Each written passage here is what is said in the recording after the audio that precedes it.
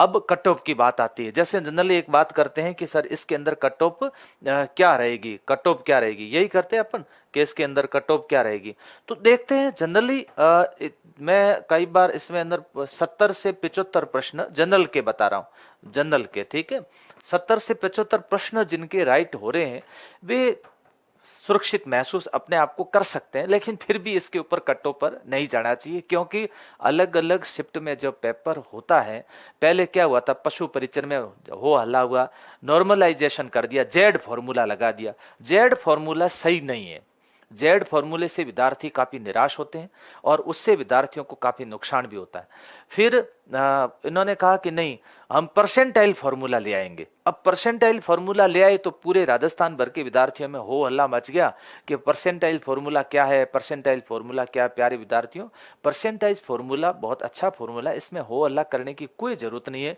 ज्यादा इसके ऊपर अपने को ज्ञानी बनने की आवश्यकता नहीं है। रेलवे में चल रहा है, एसएससी के अंदर चल रहा है, जेई में ये फॉर्मूला है, नीट के अंदर ये फॉर्मूला है, लगभग सभी एसएससी के अंदर ये फॉर्मूला अपनाया जाता है। परसेंटाइज फॉर्मूला है ना, अब इक्वल कर देंगे, है ना, इक्वल कर देंगे सभी पारी को। तो परसेंटाइल के अंदर परसेंटाइल का संबंध परसेंटेज से नहीं है, परसेंटाइल का मतलब है रैंक से है, ठीक है ना। जैसे अलग अलग शिफ्ट में आपका पेपर हुआ है, कोई पहली शिफ्ट में था, कोई दूसरी शिफ्ट में था, कोई तीसरी शिफ्ट में था। अब 54,000 है तो 9,000 सभी शिफ्ट के अंदर लेने हैं। तो ये 9,000 पे जो भी विद्यार्थी आएगा ना, उसमें जो जिसको नंबर पहले शिफ्ट में जो फर्स्ट रैंक पर है उसको 100 परसेंटाइल माना जाएगा। उसको 100 नंबर नहीं, उसको 100 परसेंटाइल माना जाएगा। इस 1000 से इससे 9,000 ले लेंगे। 9,000 लेते समय यह भी ध्यान रखा जाएंगे कहीं आरक्षण प्रभावित तो नहीं हो रहा है, इस बात का भी विशेष रूप से ध्यान रखा जाता है। यह भी ध्यान रखा जाता है कि कहीं ऐसा तो नहीं हो रहा है किसी एक ही पारी के अंदर ज्यादा विद्यार्थी, एक ही आरक्षण के विद्यार्थी हो तो वो प्रभावित तो नहीं हो रहे, इसका विशेष रूप से ध्यान रखा जाता है। इसीलिए परसेंटाइल फॉर्मूला में यह भी ध्यान रखा जाता है कि एक पारी के अंदर ज्यादा होशियार विद्यार्थी तो नहीं आ गए। तो बड़े सोच समझ करके इस परसेंटाइल फॉर्मूले को लागू किया गया। इस फॉर्मूले से किसी भी विद्यार्थी को कोई नुकसान नहीं होगा, सभी विद्यार्थियों को इसका फायदा मिलेगा।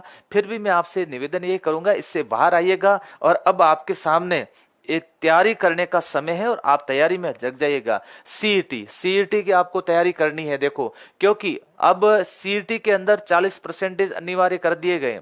तो 40% आपको लाने के लिए अब आपको मेहनत करनी पड़ेगी। आगे वाली सारी भर्तियां प्रभावित हो जाएगी। वीडियो का भी एग्जाम होना है, दिल्ली पुलिस कांस्टेबल की विज्ञप्ति जारी हो चुकी है, एसएससी जीडी इसका नोटिफिकेशन आ चुका है, कृषि पर्यवेक्षक का नोटिफिकेशन आ चुका है। आगामी अगर आप शिक्षक बनने का सपना संजोए बैठे हैं तो आपको बीएसटीसी की तैयारी कर देनी चाहिए। फर्स्ट ग्रेड है, इसके अलावा सेकंड ग्रेड है, रीट है, इनकी तैयारी आपको अभी से शुरू कर देनी चाहिए। साथ साथ के अंदर कौन सी आरएस हैं, साथ में एसआई हैं, ऐसे टारगेट अब आपको बनाने चाहिए।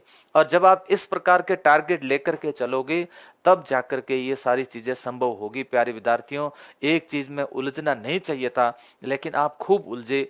इसके बावजूद भी अब आपने जो एग्जाम दिया है और आपके कितने नंबर आ रहे हैं, तो एक बार आप सभी कमेंट करोगे तो पूरे राजस्थान भर के अंदर एक औसत निकलेगा कि इतने विद्यार्थियों के इतने नंबर आ रहे हैं, तो लगभग उससे पता चल जाएगा